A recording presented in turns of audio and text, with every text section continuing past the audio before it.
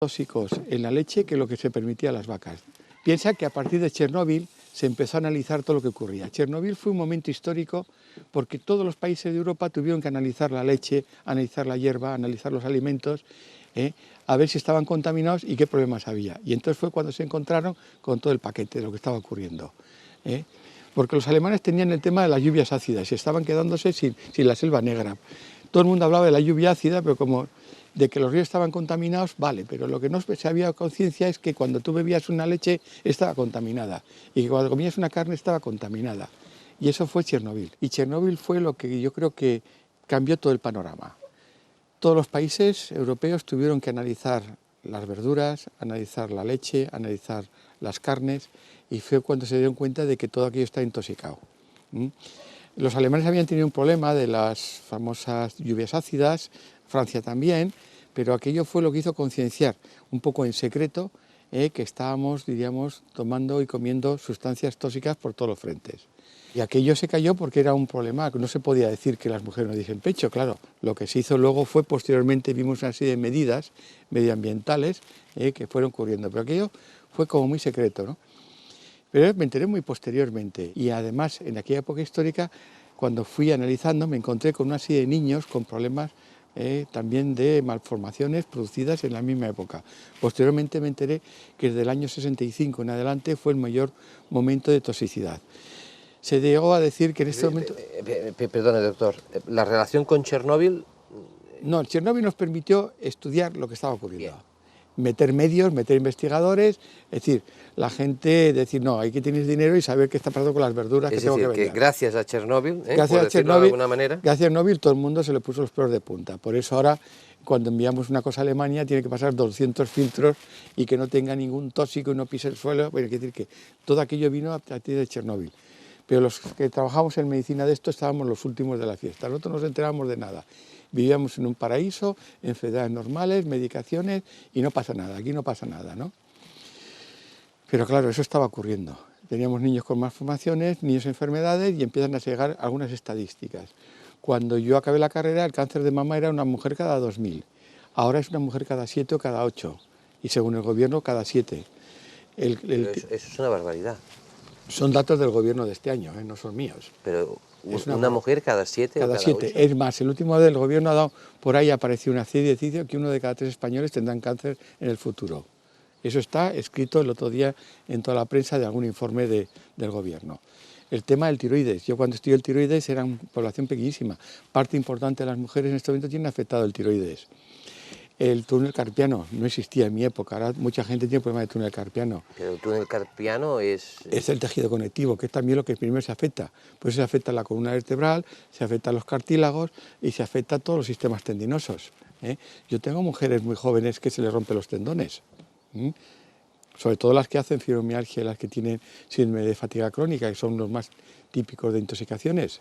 ¿Y esto usted lo achaca a los disruptores? Yo no lo achaco ya, que en este momento dado una parte importante de la investigación médica moderna y del trabajo que se está haciendo en muchos países, Inglaterra, Francia, Norte de Italia, Alemania y los daneses y los polacos van por ahí, es decir, que diciendo, señores, el 95% de las enfermedades actuales están producidas por alteraciones medioambientales. ¿El 95%? Sí.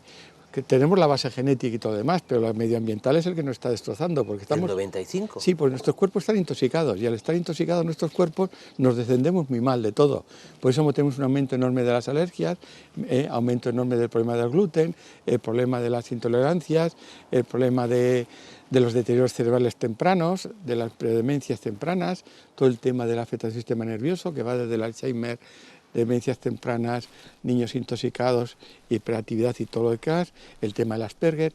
Y si veis en estadística, lo veis que los niños que estaban con un autismo estaban a este nivel y actualmente la curva de subida ha sido así. No es que sea una curva así, es que es una curva espectacular.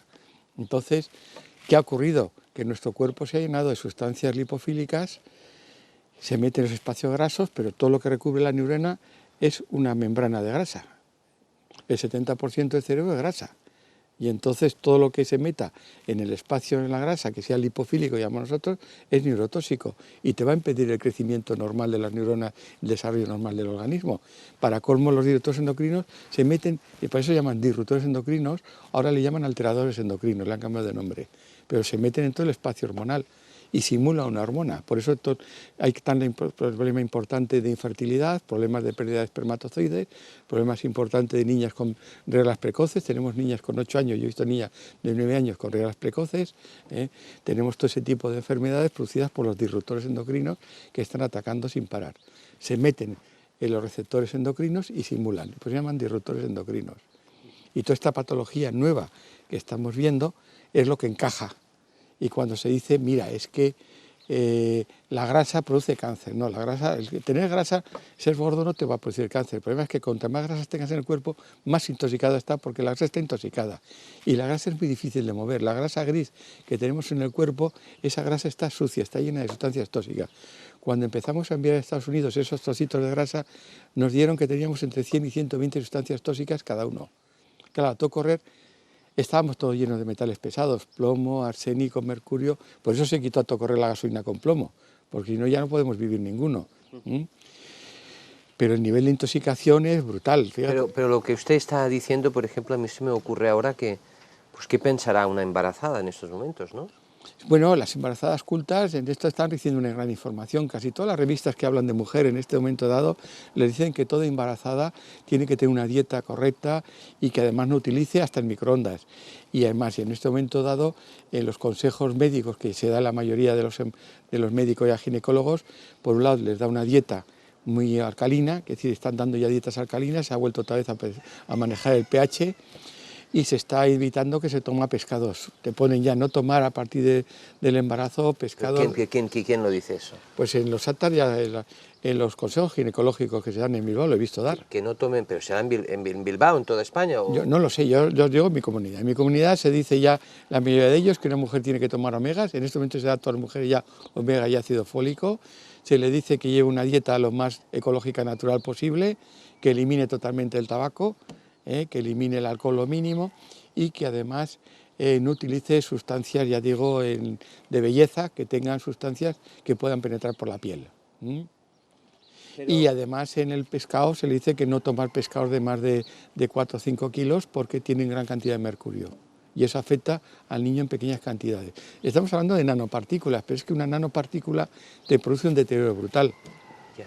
Pero eso que usted está contando y que yo no voy a dudar, no se suele oír con esta crudeza. ¿Se están preparando leyes o son 4 los que denuncian eso, como usted? Lo denunciamos todos, yo creo, y además yo creo que el nivel de información, nosotros nos abastecemos de informe que lo hacen en los centros de medioambientales, por ejemplo, de la Comunidad Catalana, que tiene uno muy bueno y que acaba de publicar todo un trabajo maravilloso en la revista de Investigación y Ciencia sobre los fetos y los niños y el tema de los metales pesados y demás sustancias tóxicas. Es decir, que para que publiquen esa revista los catalanes significa que tiene un nivel de trabajo impresionante y unos datos maravillosos. Ya en el año 62, fíjate, en 1962, la doctora Carson escribió Primavera Silenciosa. Y en aquel momento dado fue la primera bióloga mundial que dijo, señores, la hemos liado. Hemos lanzado unas sustancias químicas al sistema que no se degradan y que entran en las cadenas humanas y en las cadenas de los animales y que no sabemos el futuro. Lo que sí sabemos es que aumenta la mortandad y además los seres que se contactan con ellas no tienen hijos. Es decir, las cadenas de reproducción se paran. Y eso está escrito en 1962 en Primavera Silenciosa. Ahora ya se ha editado 20 libros y se considera que es la madre de toda la ecología a nivel universal, la doctora Carson, que murió 2 años después de cáncer de mama. Pero ella consiguió, por lo menos, dar la alerta y la primera sustancia que nos encontramos tóxica fue el DDT. Y el DDT no lo hemos podido eliminar, a pesar de que en el año 68, diríamos, se dejó de dar, todavía está en las cadenas humanas. Cuando analizas el pelo de los canarios o de los murcianos o de los gallegos o de los catalanes, te encuentras que todo el mundo tenemos DDT en el cuerpo. ¿En serio? Tenemos. Hay un trabajo de epidemiología de Barcelona, de la universidad, que se llama Epidemiología, Sustancias Tóxicas de la Población Española, donde dice que el 98% de la población tiene DDT en el cuerpo. Acaban de publicar hace 2 años y el centro pediátrico de la Universidad de Barcelona. Entonces, fíjate bien, estamos llenos de sustancias que están metidas en las cadenas más importantes, no solamente están metidas en los depósitos de grasa. Piensa que toda la célula nerviosa y todo el cerebro, parte importante es grasa, y entra hasta adentro y nos va produciendo alteraciones tempranas, sobre todo el problema de la memoria, que es lo primero que nos va a llevar, el lobo frontal, y que además está metida en las suprarrenales, está metida en el aparato intestinal, porque tú piensas que todo el intestino también es grasa, por eso es de color amarillo. Pero doctor, ¿hay consenso en eso? ¿La comunidad científica ha llegado a algún consenso al respecto? A ver, consenso... ¿Se está preparando una ley? Yo qué sé, iniciativas... Yo no tengo ni idea, lo que sí digo es que esto no lo hablo yo. En este momento tenemos una gran cantidad de literatura, una gran cantidad de información, y diríamos que muchos profesionales de toda Europa, y no solamente los que trabajan con alimentos, lo saben muy bien. Por eso en este momento no se deja pasar por ninguna frontera alimentos con cualquier nivel de contaminación. Bueno, hemos hablado mucho. Estamos en el País Vasco y toca la hora del amarretaco, me están diciendo. ¿Amarretaco? ¿Qué es eso? Bueno, es una especie de papeo que se hace entre el desayuno y la comida. Bueno, pues usted manda. Para coger fuerza. Usted manda. Vamos, usted manda.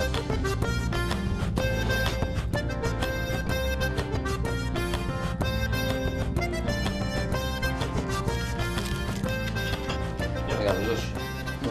Oye, pues Chevy Verdaguer nos ve y a mí me manda un mail y me va a decir de todo, ¿eh? Tú dile que yo soy más conservador y que si hay que morir se muere, y mira, y que dejarnos de líos y que por un poco de chorizo y de queso de Idiazaba no va a pasar nada después de la que está cayendo. Ah, tú haces una broma.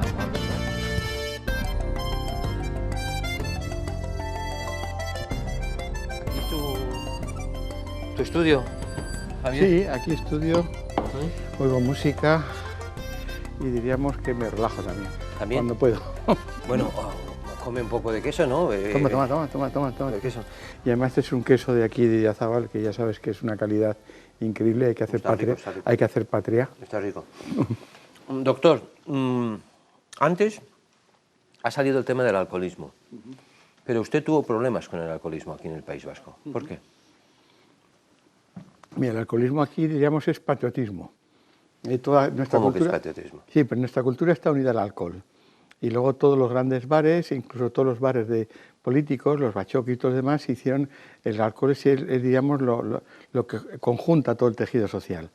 Entonces, en ponerte a hablar del alcohol como un productor de enfermedades y empezar a dar cifras de lo que estaba ocurriendo, porque claro, todo el mundo bebe y se siente muy orgulloso, pero nadie sabe que detrás de un bebedor hay una familia, hay una mujer, hay unos hijos, hay un trabajo y hay una sociedad, ¿no? Y cuando ese alcoholismo afectaba entonces a un 30% más o menos de la población trabajadora de forma grave y arruinaba, porque además el alcohol tiene un problema no solamente de enfermedad, sino que encima tiene un costo económico importante en la economía familiar, ¿no?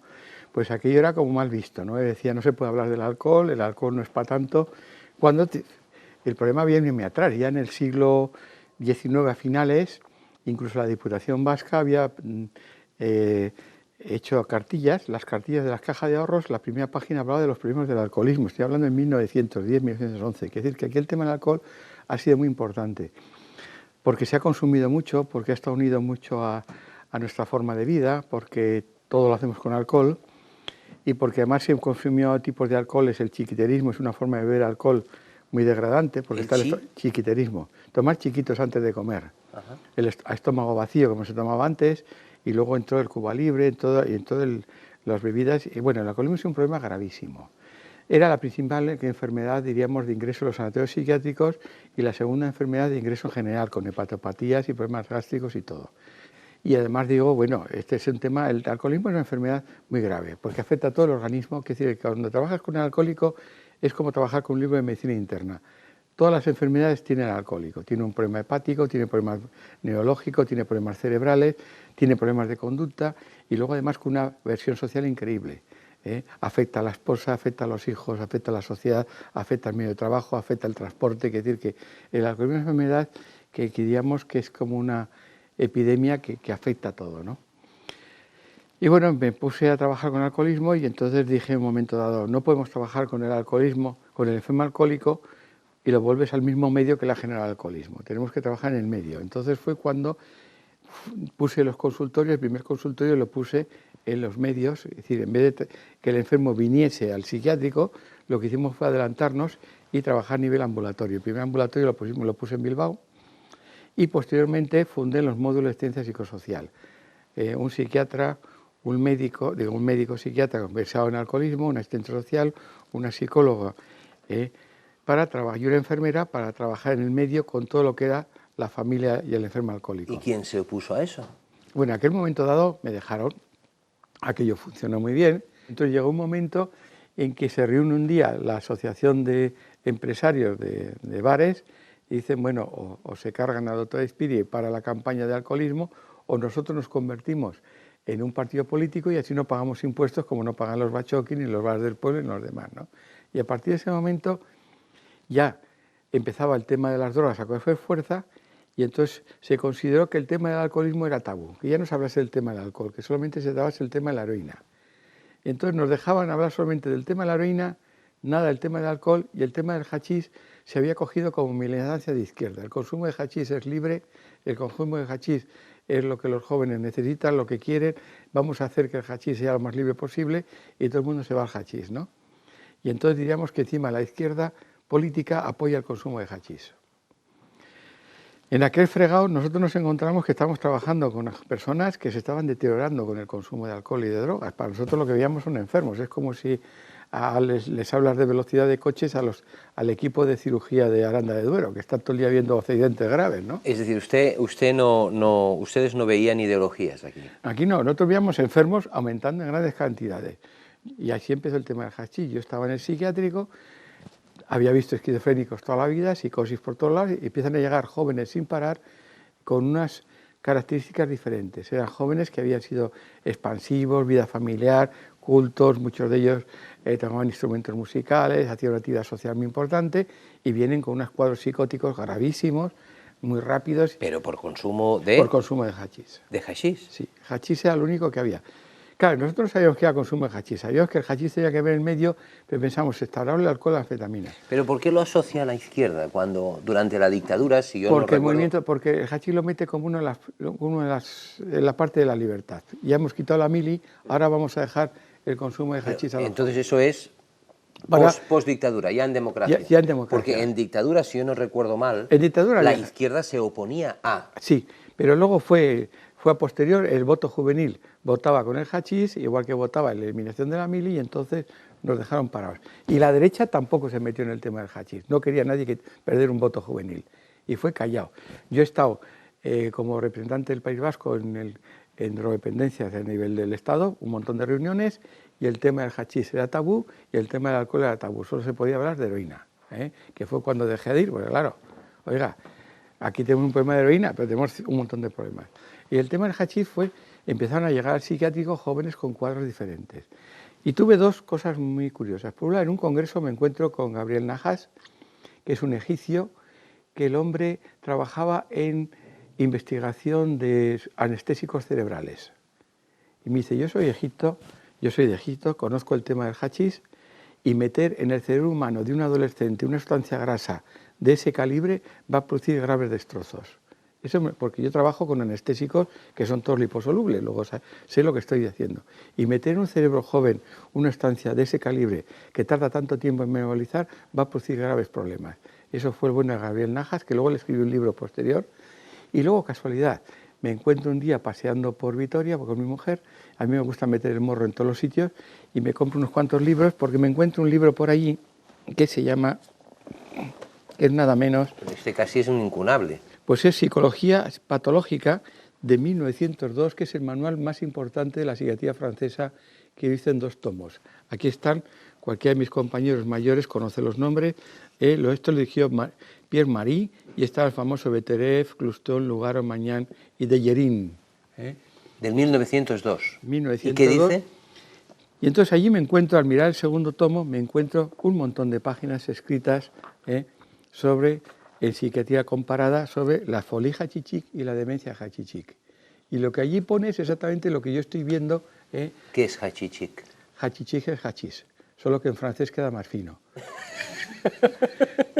decir folie hachichic queda mucho más fino que decir locura por grifa, pero para entenderlo, ¿eh? Entonces se llama la folie hachichic y la demencia hachichic. Y aquí te pone entrada por locura hachichic en el asilo del Cairo en los últimos 10 años y ves cómo van entrando. Esto ya en el 1902, ¿eh? No, esto estamos hablando en 1897. 1897. Pero el cuadro que describen es el mismo que yo veo en el psiquiátrico, ¿eh? Y entonces... ¿Y usted qué descubre? Y entonces escribo, entonces en el año, esto lo llevo a una serie de congresos, situación actual del problema del cannabis, psicosis canábica, diagnóstico y tratamiento. Esto es suyo. Sí. De 1978.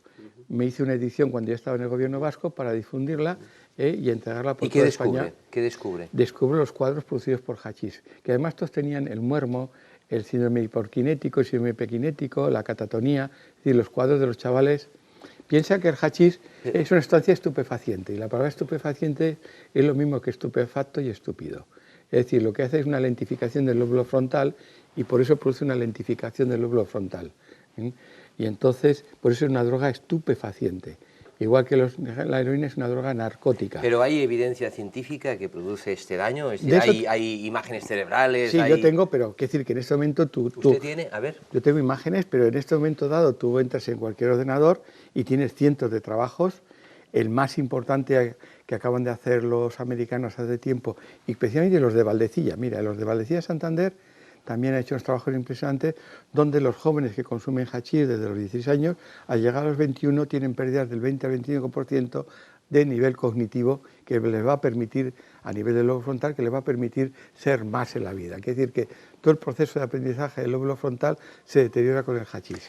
Entonces usted, doctor, cuando sabe de un adolescente, pongamos 14 años, sí. De 14 a 18, que a la semana se fuma 2 canutos o cigarrillos de María o lo que sea, como se llame, ¿usted considera que esta persona va a tener problemas? Está de riesgo. Nosotros ya no hablamos de hachís, hablamos ya de una forma global y te hablamos de alcohol. Por este momento nuestros adolescentes consumen alcohol, consumen hachís, consumen anfetas. ¿Lo del botellón?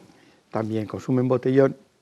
Es decir, que ya no estamos hablando, estamos hablando de qué época histórica, que todavía veníamos del 78, del mundo hippie, de Woodstock y todo aquello. Es decir, venimos, ahora lo que tenemos es un proceso autodestructivo rápido de jóvenes de fin de semana, por medio de botellón, por medio de drogas, que empieza entre los 15 años y que afecta al 35% de la población juvenil.